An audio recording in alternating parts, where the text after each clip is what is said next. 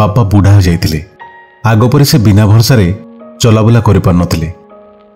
निज खटरू उठी गाधुआ घर कि मेला घर को जिबा बेले से कांथरे भरा दे चलुथिले। क्रमे तांकर हाथ अंगुलीर चिन्ह कांथरे छाप होई रहि जाउथिला। एथिरे मो स्त्री विरक्त होउथिले। बापा को कहि न पारि मते कहउथिले, देख तुम बापा आमर सुंदर कांथ को किपरि नष्ट कर देउछंती। दिने बापा मुंडरे और देहरे तेल लगैथिले। गाधोइबाकु जिबा बेले कांथरे भरा देई से गले। तेलिया आंगुठी चिन्ह आहुरी बहल होई कांथरे दाग छाड़ीगला। स्त्री से दिन खूब रागी मो ऊपर पाटी कले। मु संभाली पारली नहीं। रागी जाई बापा को कहली, काहेकि कांथरा को एमिति नष्ट करूछ? खबरदार आउ थरे एमिति करिवो नाही। बापा मते असहाय दृष्टि चाहिए।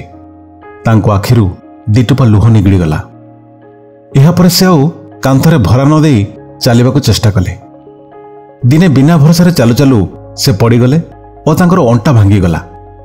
मु नहीं तांकर ऑपरेशन कराइली, मात्र से आउ भल हेले नहीं। सेमिति बिछणारे पड़ी पड़ी चलीगले। बापा चलीगला परे आमे कांथरे नुआ रंग देबा पई बाहरलु। सेतेबेले मो पुआ आसी कहिला, जेजेंको हाथ आंगुलीर चिन्ह सेमिति रहिबो। रंग देवा वाला लोक जनक थिले जने चित्रकर। से हाथ चिन्ह गुड़िक अक्षत रखी ता चारिपाखे एभली रंग देले जे ताहा गोटे गोटे पेंटिंग परि दिसिला। गला आइला लोक कांथर से चित्र गुड़िक देखि प्रशंसा कले। मु बुढ़ा हेली। दिने शोइबा घरु मेला घर को जिबा बेले अनुभव कले जे मु पड़ी जीवी। मो पु बड़ हो जाइतिला।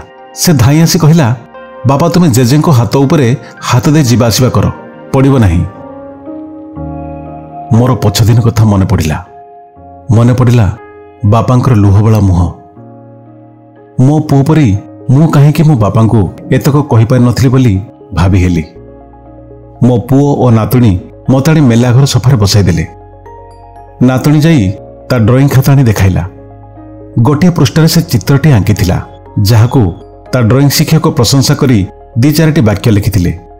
नातुणी आंकिथिबा चित्रटी थिला आम घरर कांथरे बापांको आंगुली चिन्हर चित्र। से दिन राति सभी शोगला परे मु कांथ पाखक गली।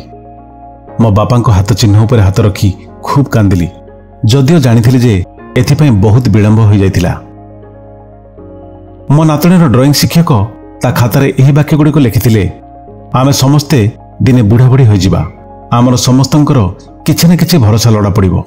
सीए कांथ हेउ कि पिलामानंकर कांध, एही कांथर चित्र सेई कथा हमको कहे। सान पिलाटे होई एकथा तुम बुझी पारथिबारु मु तुमको प्रशंसा करुछि।